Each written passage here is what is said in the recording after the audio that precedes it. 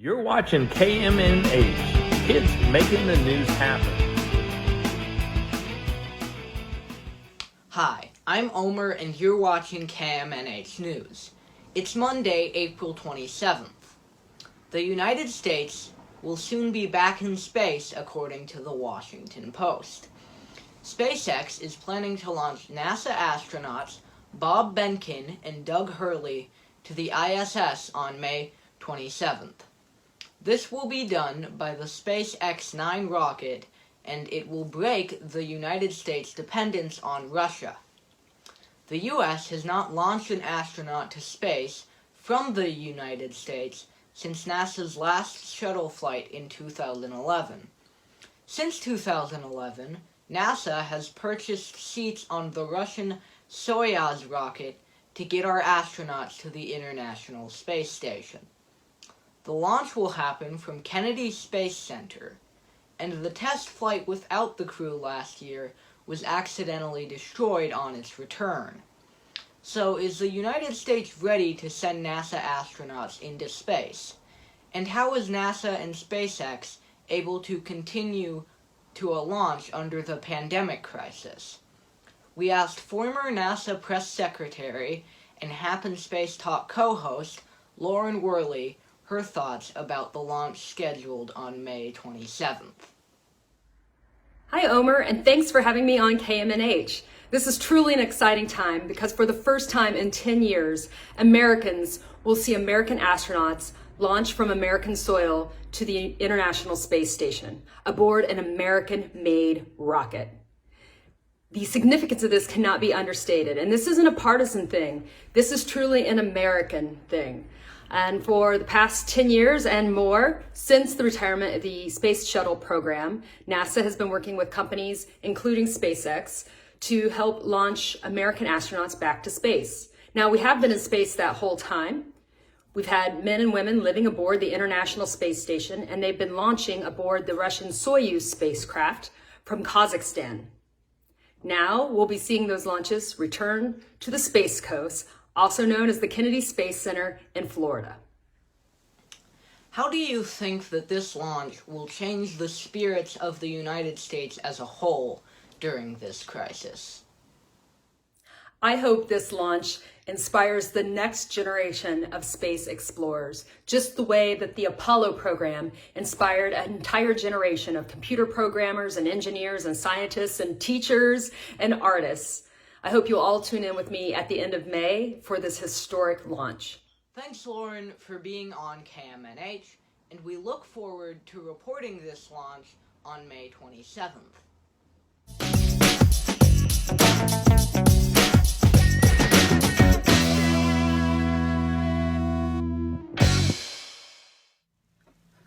And now for today's KMNH weather report. The rain has finally stopped and the sun has come out. The temperatures are rising. Today it hit 67 degrees and tomorrow it'll be 75. More importantly, the evening temperatures will be in the 50s, so this is the end of cold weather and frost for the season. Yes! Wait, before I go for lunch, Omer, where'd the bow tie go? I'm missing it, man. Today I have some sad news. My bow tie, the one that I've been wearing since the beginning of this show, has broken. This is a horrible loss. I mean, yeah, I have a vast collection of multiple different bow ties, but that one was special. I wore it on the day that I filmed the first episode. And so, I've decided that there will be a funeral. The bow tie will be cremated, and then the ashes will be thrown into the Mill Creek. But now comes the real question. Which bow tie is next? Please vote in the comments out of these options for your favorite.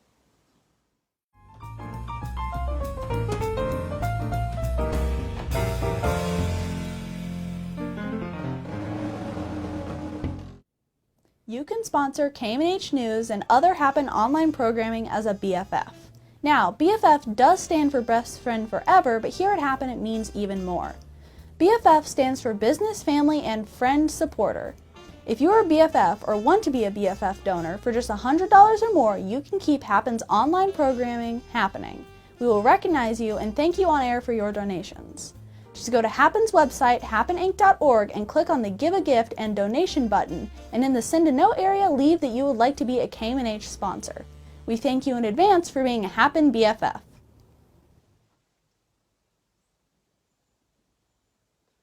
Yeah?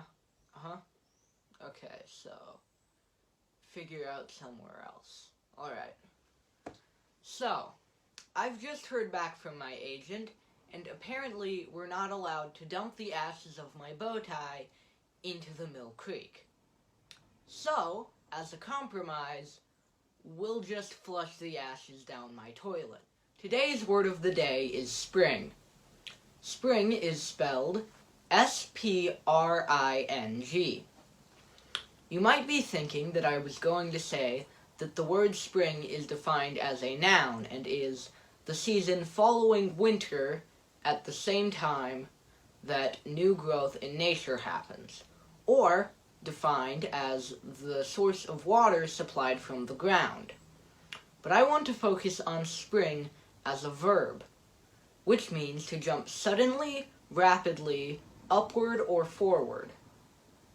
Today, in this time of confusion and loss, I hope that your spirits spring forward to be able to see any and every bright side of today's challenges. In this KMNH special report, I get the chance to interview artist Charlie Padgett. Charlie has been a supporter of Happen since the beginning and has been instrumental in its growth over the years. You may have recognized Charlie's name because his book, Runaway Imagination, is one of the most popular and well-read books in Happen's reading window. What's really cool is this is our first international interview on KMNH. Charlie is coming to us from his home in France, and Charlie, we are so glad to have you on KMNH. So thank you for being on the show. Hey Larkin, it's my pleasure. Thanks for having me. It's always great to talk to somebody from Happen. I'll start with the questions. When did you first start to create art? When did I start to create art? Well, like probably most everyone, when I was a small child, I just started drawing. My mom always tells a story about how I would draw on the wall sometimes, and she knew it was me because it would be airplanes or Godzilla or robots or something like that. So pretty funny. But yeah, I just was obsessed with drawing. I actually, when I was, in first, second grade, I preferred to stay home by myself and get lost in the worlds that I created with crayons and markers and pencil versus going out and playing in the yard with the other kids playing baseball or whatever. I very much preferred to stay and draw. So it kind of has always been there in my life. It's always been a way for me to escape in some ways, or just to express myself. You have a favorite kind of art, and what kind of art has influenced yours? My favorite type of art to create, well, I guess for me it's just something that it's to feel really strong about the idea that is behind the art. Is really the concept behind the art makes me probably excited, the most excited. It's like, what is the story that I'm trying to tell visually? So that it's not necessarily a type of art as much as what is being said and what is the meaning in the image. And for me, that's, if I know that I've got a really cool idea, a really great idea, it's easy for me to get into the art and really express myself in ways that make me happy. And my influences, well, gosh, there were so many. I guess from a child, Maurice Sendak was easily the biggest influence because of Where the Wild Things Are, his book that I must have checked it out of the library 100 times. And I was always checking it out. I don't know why we didn't just buy it, but I loved that book and would draw the monsters from that book so often. And as I grew older, I got more into album art, into music and the artwork I would find on albums. Usually the scarier stuff. I was very much drawn to albums by Black Sabbath and Iron Maiden and things of that nature. Skulls and demons and all that kind of dark stuff was just very interesting to me. So I would draw that a lot. But then as I got older, I discovered the greats, like Salvador Dali was a huge influence. I loved the idea of surrealism and creating things that are so outlandish, but they feel like they could be something that you'd look out your window and see because they were done in such a realistic way. And I think that has been a huge influence on how I visualize my ideas. But it's like just people all around me. My daughter actually is a huge influence because she sees things so simplistically. She draws things that just the nature of what they are, and I find that fascinating. And I try to get that into my own work. Any projects you're working on right now? Right now, I am just finished a cover for a science journal called Molecular Metabolism, and actually I'm starting the next cover. It's a company out of Germany called Elsevier that hires me, and they want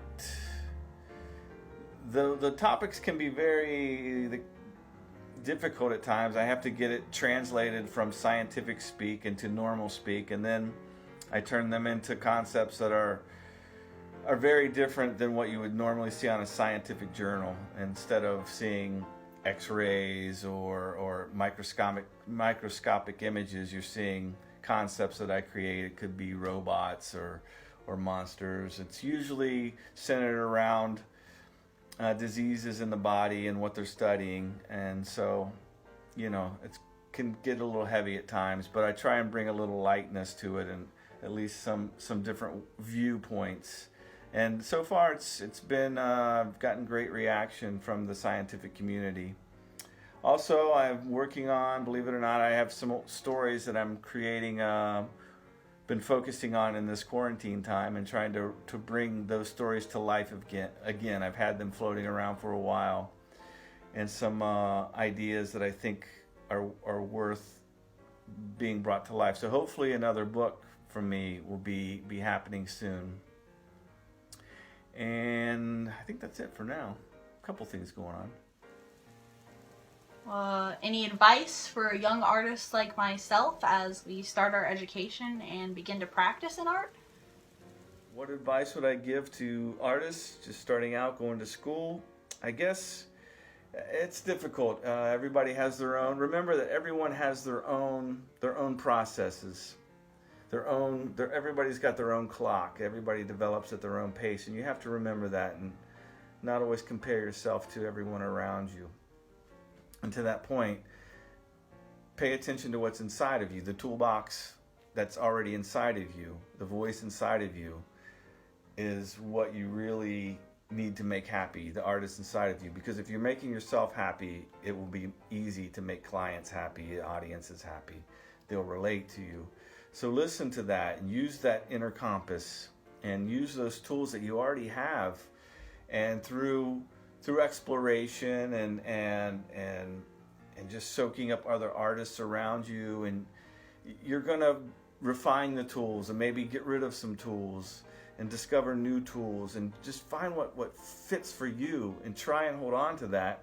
And it's okay to let some things go and progress, but always be true to yourself, and just keep going, stay on it.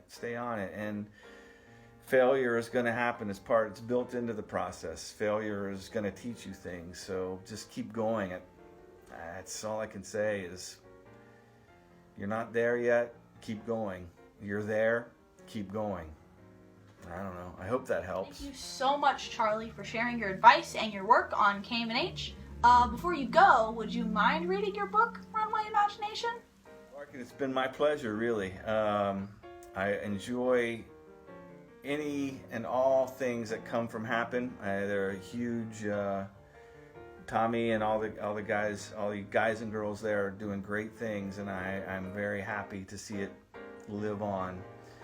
I miss happening, but when I come visit Cincinnati, it's always a stop for me because it's so I don't know, it's something that lifts my spirits and inspires me. So, but yeah, anyway, I would love to read the book Runaway Imagination for you. That actually, this is a video I created of it, so it's got a little bit of animation in it, and I think you'll enjoy it. And I should say, the book itself was a story written by a good friend of mine, Lori Derrig, and she shared some of her stories with me, and that one just really struck me because as a child I was very much in my own world pretty much all the time, and then as an adult I learned how that was actually a very powerful tool to be able to create my own worlds and see the world, the real world, differently.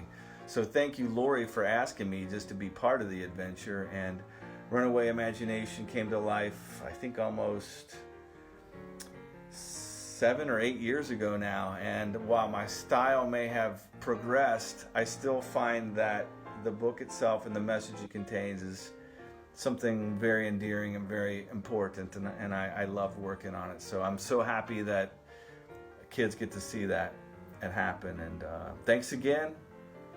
I'll talk to you soon.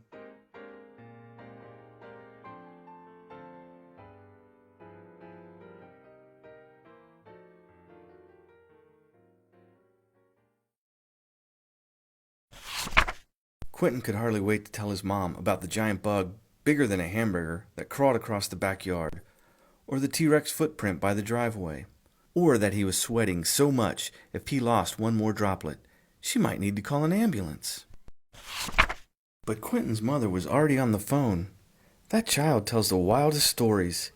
He gets so excited and his imagination begins to run away. Panic set in as Quentin ran to his room to think about what he'd overheard. What if my imagination runs away? He asked his no-eared bear named Guy, who lost both ears the day before when Dr. Quentin performed emergency surgery. Guy stared at the ceiling. No more finger painting the ocean with spotted sea monsters. Cancel all future missions to Mars.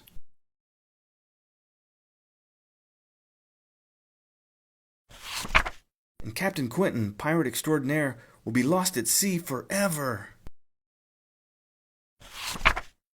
I cannot let this happen. Quentin closed his bedroom door and the window. He locked them both and got to work. At bedtime, Quentin's mother came in to say goodnight. She had trouble kissing him through the mosquito net, very handy during last week's safari, that was draped over his bed. "What's this?" she asked. "A trap," Quentin said, without telling her what he was planning to trap. When he woke up, Quentin touched his head. Quickly he made up a song about a hockey-playing frog, and was relieved to find his imagination still there. It had not run away in the night. Daytime, however, would present more of a challenge. "What now?" he asked Guy, who, as you might have guessed, did not hear the question. Quentin rummaged through his closet and discovered an empty box. Perfect! He cut some eye holes, put the box on his head, and went downstairs for breakfast. "What's this?" his mother asked. "Something for school," said Quentin, and that was not a lie. The children stared at Quentin's box head in the middle of the classroom. But they were used to his antics, so they didn't ask questions. Maybe he was pretending to be a robot, or a package of elbow macaroni. His teacher arrived and asked Quentin to please take the box off his head. "But I need it," he told her. "What on earth for?" "For pretending," he answered, and that was not a lie. "I see that you are pretending, but it's time for spelling," she said. Reluctantly, Quentin removed the box and replaced it with his backup plan, a red ski mask hidden in his back pocket. Quentin's teacher walked to his desk. "Why do you need to cover your head today?" she asked him. "Because my imagination is trying to run away, and I don't want to lose it." I understand, said the teacher. She looked seriously into Quentin's worried eyes, which were the only parts of his head not covered in red. And if your imagination runs away, then what? Then no more fun, just spelling. Quentin's head was getting hot.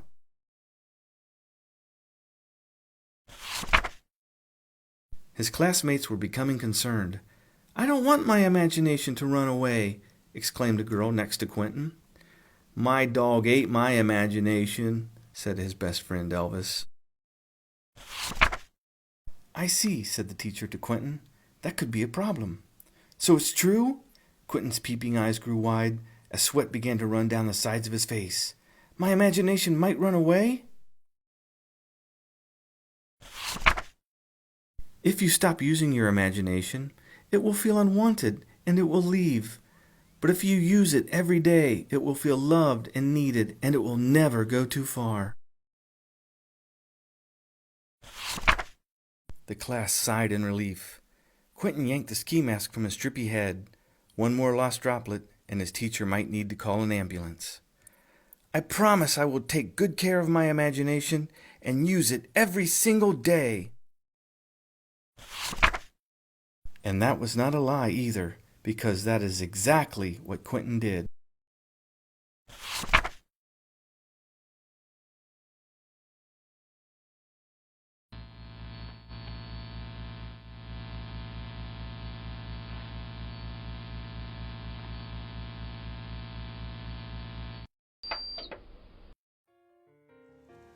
That was great. Thanks, Charlie, and we hope to have you back on the show soon. Thank you, Larkin. It was my pleasure, and I appreciate you letting me come on the show. You take care and keep making it happen. Thank you. For all the viewers that are kids or parents with kids that were earning stars with Happens Book Club, you can still earn stars for the Tickle Pickle Shake gift card by listening or watching Charlie read this book. Just let us know by typing in your first name and the first letter of your last name in the comments below. We will make sure to add a star to your name on the Happen Book Club board. Oh, and make sure to watch KMNH in the future for more surprise book readings. I want to thank you for tuning in to KMNH, Kids Making the News Happen. A special thank you to the Northside Community Fund for sponsoring this broadcast. I hope that you've enjoyed this broadcast, and I hope that you will tune in again tomorrow for more of KMNH.